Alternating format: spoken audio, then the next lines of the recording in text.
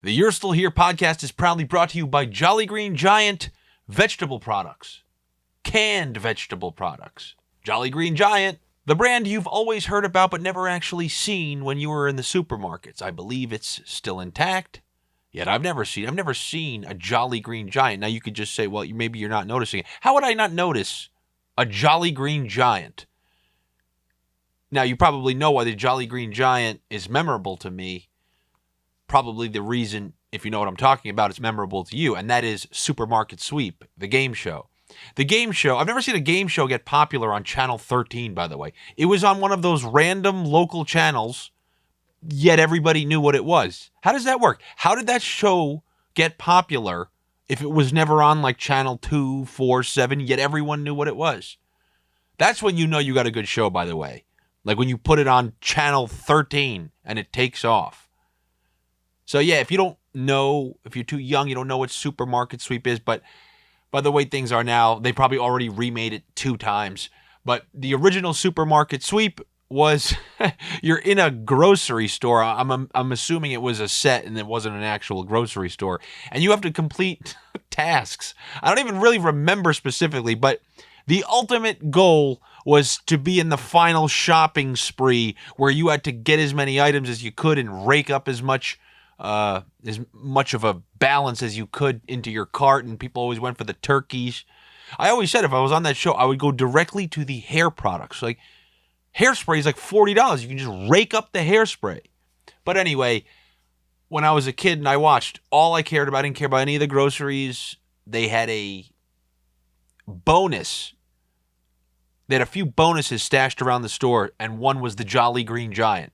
They had a kind of, I don't know if it was inflatable or it was a statue. There was a big Jolly Green Giant on Supermarket Sweep. And you can't fit the Jolly Green Giant into a shopping cart. You have to drag him back. That's why I remember. I mean, that's great marketing, by the way. I'm still remembering. If I'm thinking of canned products, first thing I'm thinking is Bumblebee tuna. And that's not even because I know the brand because I've had tuna. It's because of Ace Ventura. In Ace Ventura, when nature calls, Bumblebee tuna, I believe it's when he's talking to the Wachutus or the Wachatis. Bumblebee tuna. Bumblebee tuna. Bumblebee tuna. That's where that's from. And then secondly would be Jolly Green Giant canned vegetable products from Supermarket Sweep. I cannot tell you the name of any canned vegetables. I can tell you Campbell's soup. Do I know any other canned products?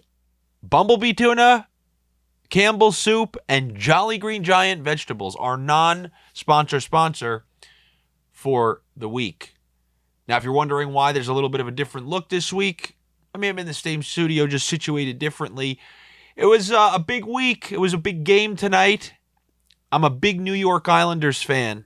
I'm a very reasonable sports fan with every single sport other than the New York Islanders, Long Island's only professional sports team. And I've always grown up loving hockey. Hockey was my favorite sport to play and to watch. So the one sport that can get me screaming like a maniac, like an actual maniac that you see on TV, is New York Islanders playoff hockey. And they won the first round, and they're in the second round against the Boston Bruins. And Game 5 happened tonight. It was 2-2 in the series. And the Islanders were playing the Boston Bruins on the road in Boston and was able to take the game 5-4. So you can see the quasi-Islanders setup I got going, a.k.a. there's just a couple of jerseys in the back. But when you got a nice camera like this, it could actually make it look decent. Hopefully it's behind me and slightly blurred. I got Ralph Macchio and Nick Leddy over my left shoulder. I actually have this theory on sports teams and stuff like this. Like in basketball, the Brooklyn Nets, they're probably going to win the championship or something like that. But they're this fake new team. They used to be the New Jersey Nets, then they just skated them over to Brooklyn. And I saw the other day somebody who was tweeting about the game said that the vibe inside the Barclays Center resembled the NBA bubble, aka there was just no noise and there was no true passionate fan base celebrating the wins of the potential championship team. And this goes to my theory about the only way, this is about movies and sports teams. The only way you can actually have an elevated sense of just euphoria and that next level connection with the team or a movie is that it has to be connected to your childhood. So anybody who just scraped up the Brooklyn Nets, they're not going to be able to match the level of manic nature that I can with the New York Islanders. It's because it stems from my childhood. It's the same type of thing. I always use the movie A Christmas Story. You know, A Christmas Story plays for like 24 hours straight on TBS or something every year. Now, when I was a kid, I watched that movie, and you kind of just swear by it because it stays the same every year. So you think it's this great movie. But if I were to watch A Christmas Story right now, if you haven't seen it, and I were to have you watch this with me as anything that resembles an adult, you'd be like, why the hell am I watching this garbage? And rightfully so. If you didn't have that connection to it from when you were a kid, it should mean Scott Farkas getting knocked out should mean nothing to you. It's the same kind of thing with hockey teams. It's why, interestingly enough, growing up, I didn't really watch football at all. I didn't have a team that I rooted for, didn't watch it. It was a sport that I literally didn't care about until college. And because I was already a full-grown adult, I never picked a team, and I still don't have a team. And the NFL is my second, it's tied for second. It's my second favorite sport. Only international soccer at the highest levels, meaning the World Cup and the Euros, and then sprinkled with a little Champions League. But I put the NFL above that, still under hockey for me. But I love the NFL. I watch all 17 weeks, or now it's going to be 18 weeks in the playoffs. Like, I get pumped for it, and I don't even have a team that I root for. It's only the New York Islanders. And that's why I have this set up to kind of celebrate the Islanders' win. I don't know if they're going to make it. It's crazy. They're up 3-2. They just need one more game, but I am not confident whatsoever after watching some of these games. So I probably should enjoy this podcast and enjoy this little feeling I got tonight, because not sure if it's going to last, but feels good while it does. Also, I think it's worth noting last week was the first week I kind of took off, if you will, between the Islanders playoff games and some other stuff I've been working on. Took a week off from the podcast. Maybe I just kind of ran out of scams. Maybe that's what it was. Who are you kidding? I'm never running out. I got scams on top of scams. Just the question is, how effective are they? How nuanced are they? How well thought out? How much practical application has there been of that particular scam? Has it been tested in the field to a sufficient amount? You know, just like these, same thing. Like, they had the vaccine for coronavirus supposedly done by that Saturday. It's all about rolling out the test. I got endless scams just backed up.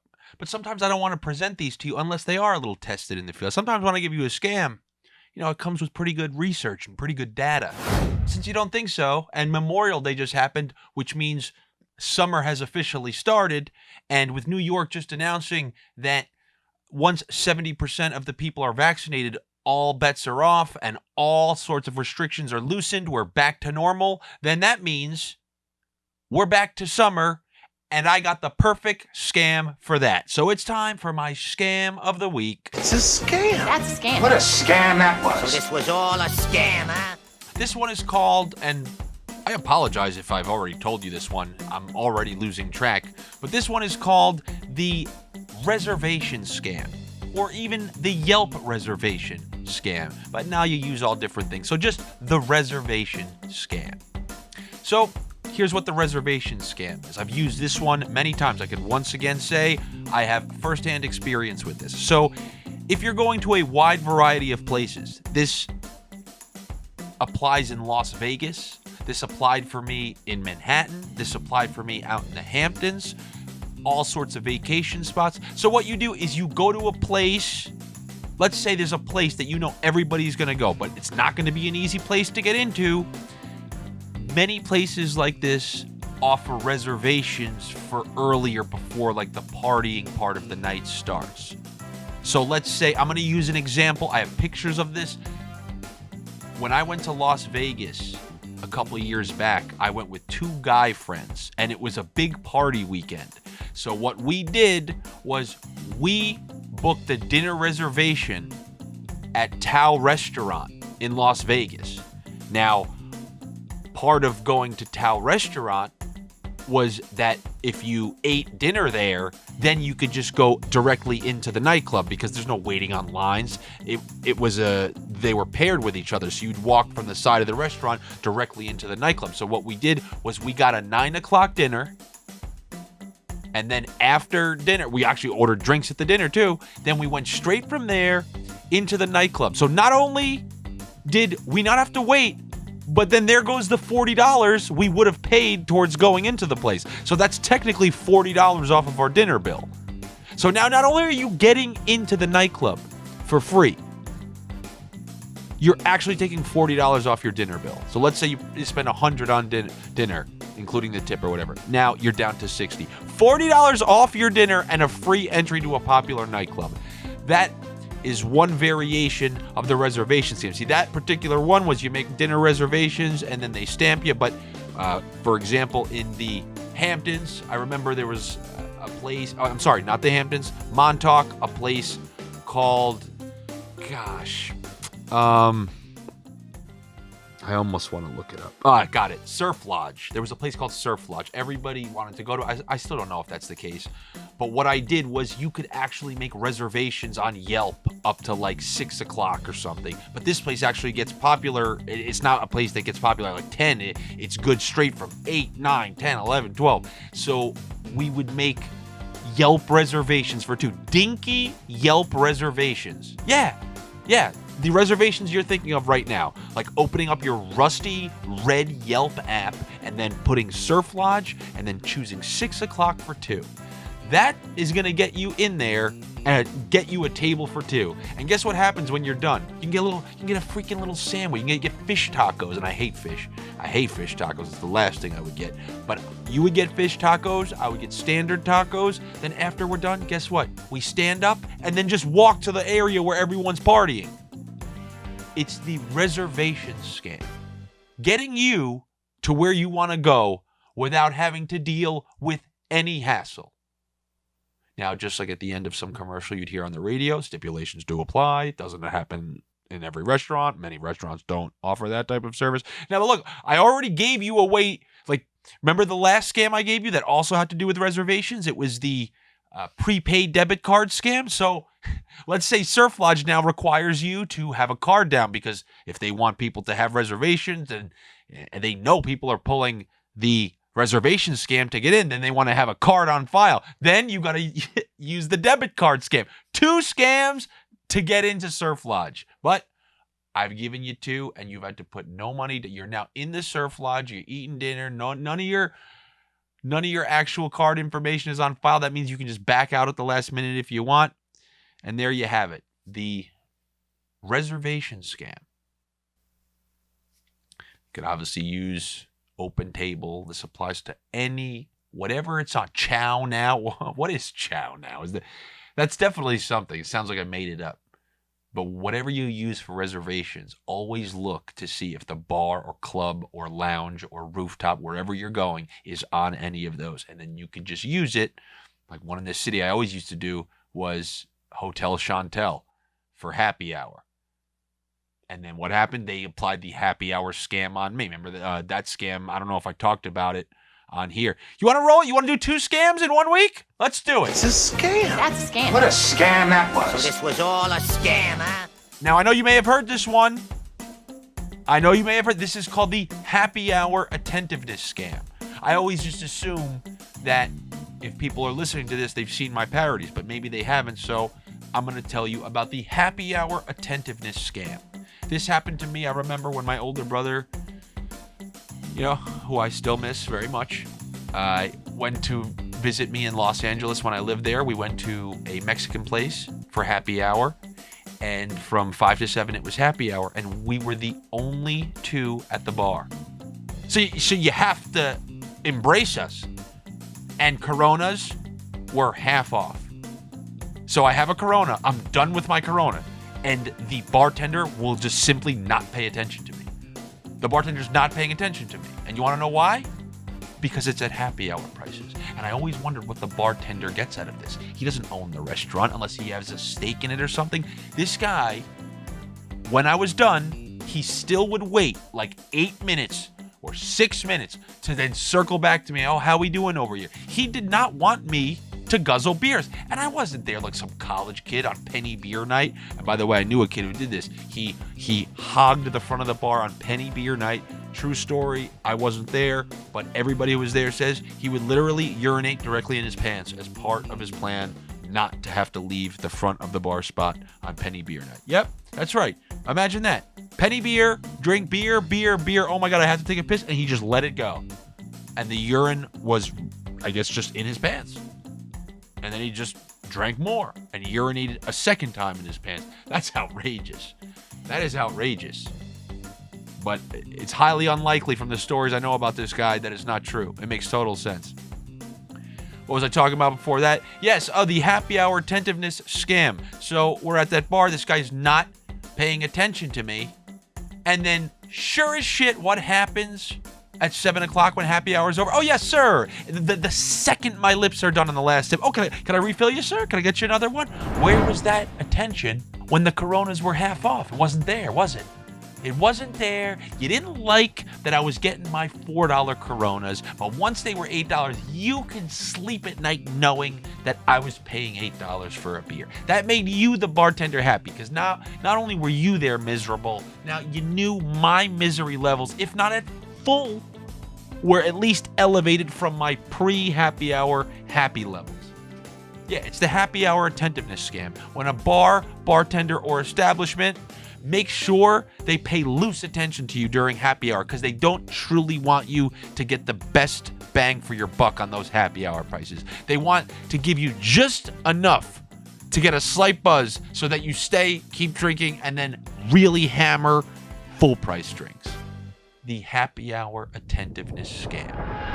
So like I said, summer has officially commenced. Memorial Day just took place last week.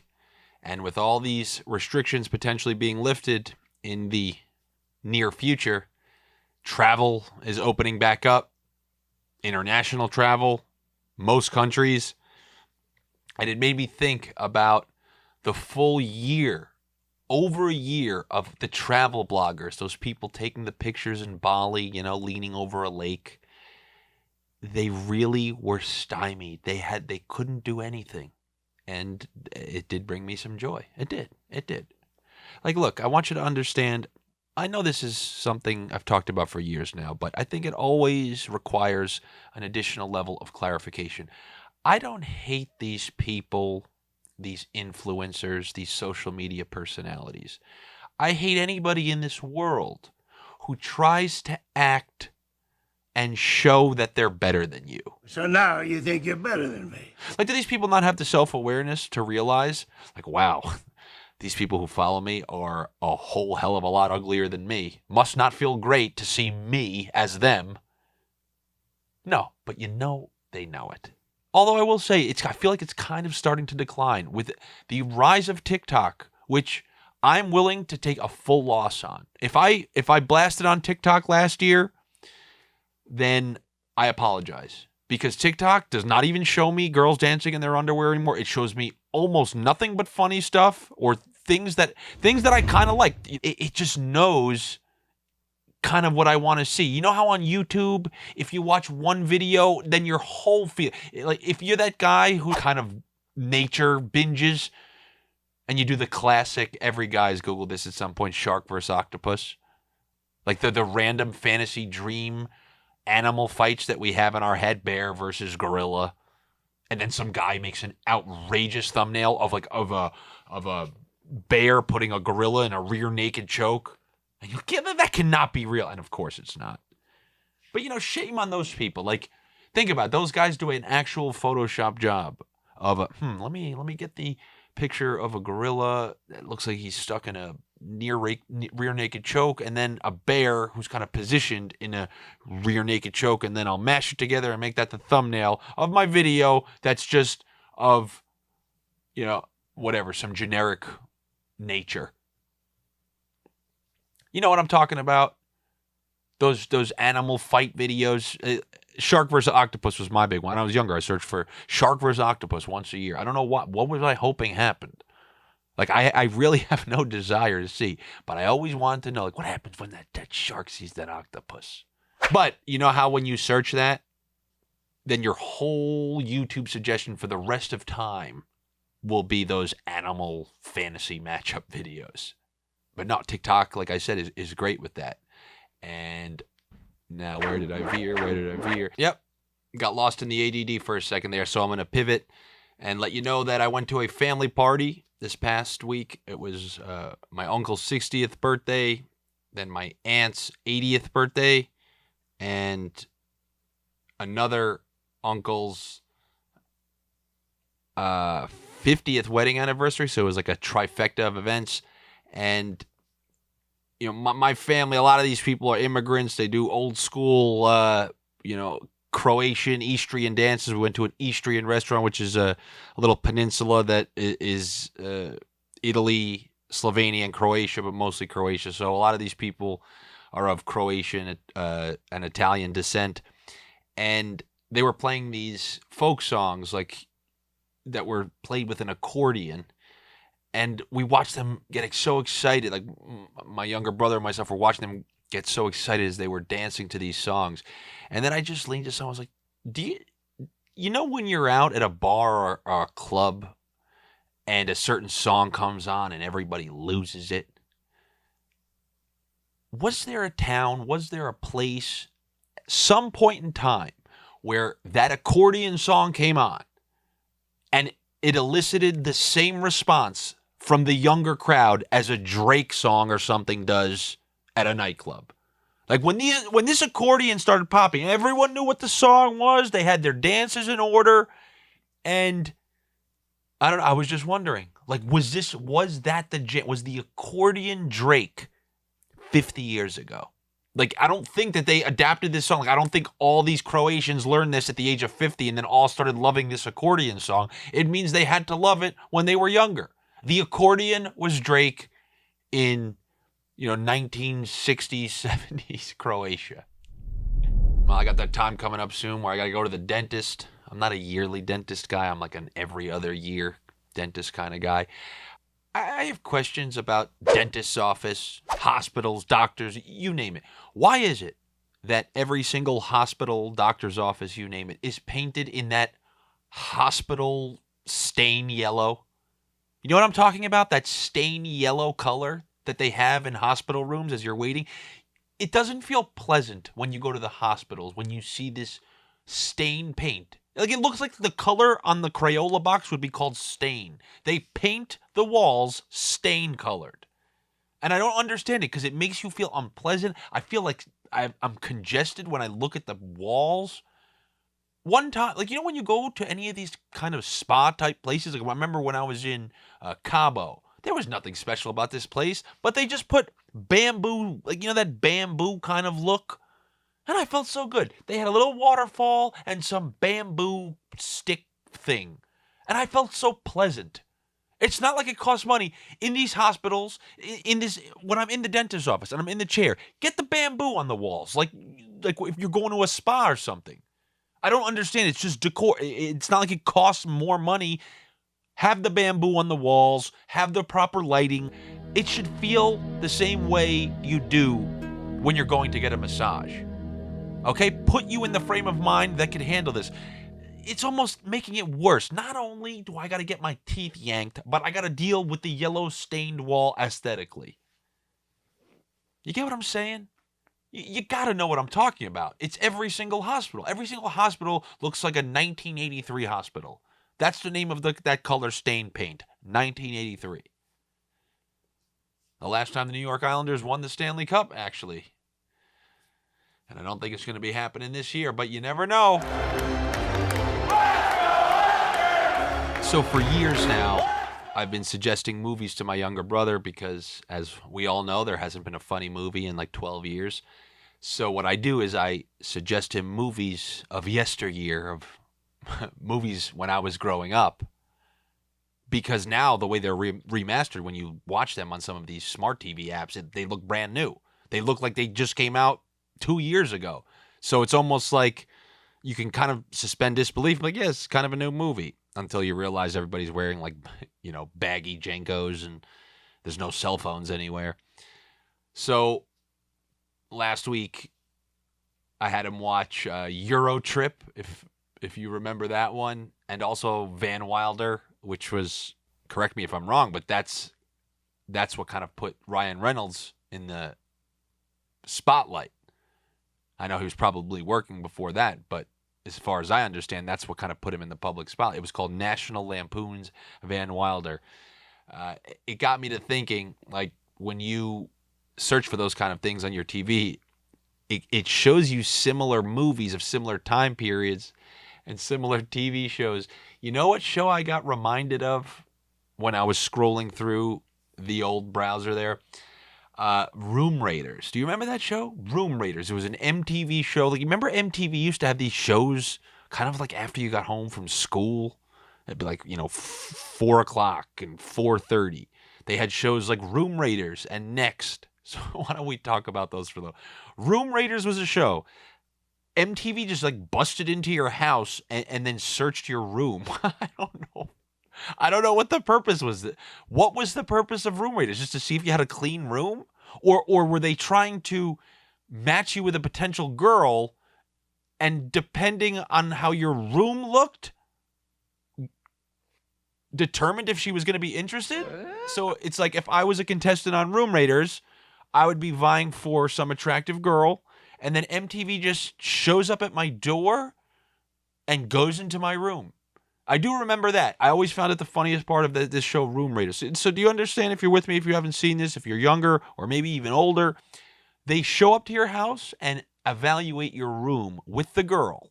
I guess a host and the girl, or maybe just the girl and a cameraman, evaluate the room. How bizarre is that? What I always thought was the funniest, so they showed up to the front door. Now, let's say like my mom or my brother opened the door. They barged in. They broke into your house. That's what they illustrated on the show. Now, obviously, it was all taken care of ahead of time. But the way they portrayed it was that somebody opened the door and then they literally kicked the door in like a criminal. Like they pushed whoever opened the door out of the way and ransacked the room of the Room Raiders contestant. Think about that. Like, hello? And then they just throw the guy out of the way and then enter the bedroom. So that's what Room Raiders was. So let's say I was a contestant. My mom and a bad back open the door. They throw her out of the way and then go into my bedroom. And they would evaluate through, what does he have here? A trophy. Oh, yes, he has drawers. I mean, what the hell? Isn't every single kid's room the same? Or if I had a Mike Modano NHL poster, that didn't score me as many brownie points as if I had, a Christina Aguilera poster? I don't know. Who knows? But I do know, and they did this on every single episode. It was always the funniest thing. Everyone always waited for this. Everyone waited for this moment. It was really the only moment that Room Raiders had to offer. And it was when they brought out the black light. They brought out a black light and held it up to your bed. And this determined what was on your bed. And you know what they hinted at every single time. They would shut the lights off and go up to the bed with a black light. And what did they find every single time? That's right, the black light stain, which suggested that you were just firing semen all over your bed. That's what the insinuation was, because after they would see it with the black light, they'd be like, oh my God, like, ew. They obviously couldn't say it, 4 o'clock TV, but they insinuated it. Yet the truth of the matter is, pull down your pillowcase tonight and look and see what's under that. See what your pillow looks like. A comedian said this in like the mid-2000s. It was like 2003. Some comedian said, why does the pillow under your pillowcase look like an alien just breathed on it? It's like stain yellow, just like the doctor's office. That's what the doctor's office color is. Pillow stain yellow. Wow, you want to talk about a callback? I wouldn't even be able to write that up. So yes, you obviously know these stains that occur. Or what if you have a dog? Like sometimes my dog jumps onto the bed and then I see him trying to lick his own ass, but then the ass lick is kind of transitioning to the bed and then there's a little spot there. Let's say the Room Raiders came to my room. That's it. They're going to think I just fired a jizz stain right into the bed. And then it was followed by another entertaining show called Next. Next was at least a little more practical, where they didn't break into your house like criminals. They put 5 of you on a bus, 5 or 6 hopeful guys, and then you just hang out with a girl. Like, let's say you go to a local park and you talk to them, and at any point, they, like, you could just be telling them, yeah, you know, 4 years ago, my father got into a devastating car accident, and yeah, he's still feeling. And they go, next, and they just cane you off. They cane you off stage, and you're just done. The person gets to yell next. It's almost an in-person Tinder, and not having to feel bad. Somebody's actually in front of you, and then you click the swipe left on them, and they get caned off stage, and the next person gets wheeled out there. Next! How could you sign up to be one of those 5 guys on Next thinking, oh, this is going to go well for me? This is going to go well. I'm one of the 5 guys on Next. So best case scenario, my dumbass steps off a bus and meets some random girl at a park who's never going to talk to me after this. And then at the end of the show, if she chooses me, that's some great moment in my life. But the other option would be, oh, you know, just the national embarrassment of being the guy who gets nexted on Next. Like some girl looked at your face, screamed next, and then MTV literally created a graphic of you like Ray Finkel being X'd out. Yeah, I'll pass. I'll pass on Next. If I was on Next, I would preemptively strike and say, you know what? I'm actually not feeling this. And I would go back on the bus. I would next her. I'd be like one of those guys in the NBA who won't let themselves be posterized, so they just won't get in the lane on a dunk. That's what I would do. I would stay out of the lane, but you know what? Nope, I'm actually not feeling this. I'm going back on the bus. Yeah.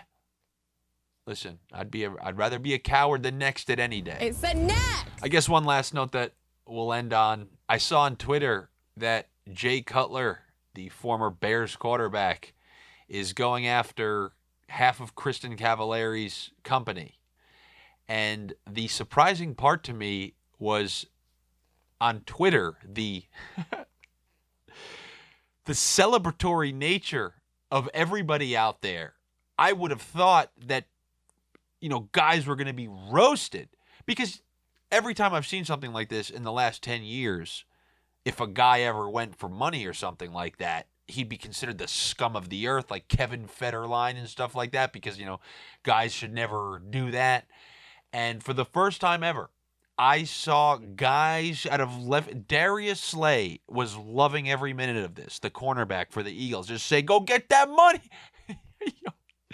Like, I saw Matthew Berry, everybody, like, it was commonly being celebrated amongst regular people. Like, go get that money, Jay. It was something else. That must mean these divisions that we have really are ramped up here, because there never used to be guys supporting other guys on that front. It was more of a whispery, like, you know what? You know, they would take yours, so why don't you take theirs? It would be kind of like a, you know, whisper to your neighbor type thing. But they were out there. Everybody was celebrating it, man. And I don't blame any divorced guy out there. As a divorced guy, you know when people say, like, I live vicariously through you? A guy who's had his money taken lives vicariously through Jay Cutler in a situation like that. He's not going to get his money back, but he'll get some of his dignity back through Jay Cutler, of all people. So, ladies and gentlemen, on that note, my inner clock's telling me this is around 30 minutes. It's actually telling me I'm around 36 minutes. That's what I feel like I'm at right now. I appreciate you guys coming back, as always. If you're watching on YouTube, hopefully, you know, you enjoyed it. And I guess I'll be seeing you next week. Always remember, I'm going to hit you with the donuts, bagels, muffins. Like, comment, subscribe, call your dad. You know, do a freestyle 8 Mile. Yes, so if you can, subscribe on YouTube. Follow on TikTok, which I've been spending more time on lately. Instagram. The beautiful thing is I'm Andy Francess on all these platforms. Instagram, YouTube, IMDb, TikTok. It's just Andy Francess, like the country France, double S. I've never said it like that, but it sounds good. And also the Patreon, patreon.com/Andy Francess. In case everything gets taken from me, that's where I'm going to have all my stuff. That's where I'm posting some extra stuff. And I'm always thinking about things to be putting on there. You know what else I post on my Patreon? TikToks that I'm scared to put on there because, like, you know, there was a recent TikTok of some, you know, absurdly crazy fat woman calling any guy who's not into fat person, you know, sexist, fat, whatever they go with, fat phobic because you won't a fat. I don't know what the hell she's talking about, but I didn't feel comfortable ripping on that girl on TikTok, so I made it private and posted it to my Patreon. So if you wanted to see what I said, hop onto my Patreon. In the long run, I do want to gear more towards there. But anyway, thank you guys for coming back. I appreciate it. And let's go Islanders. The next time you hear from me, they're either going to be in the conference finals or they're going to have lost, or they will have lost games 6 and 7 to the Bruins, which is not fun. And I don't believe in that. Oh, but you just put the energy in the... Oh, yeah, that's right. Because a guy in a green room in New York said it into a microphone. That negates the hundreds of hours, thousands of hours, tens of thousands of hours every player put in on the ice. But because me, a guy on a microphone in front of a camera, said it, that's what changed the outcome of the whole series. People who believe in that are very, very, very funny to me. Anyway, all right, guys. I've said goodbye 55 times. Like, you know what? That's it. Take it easy.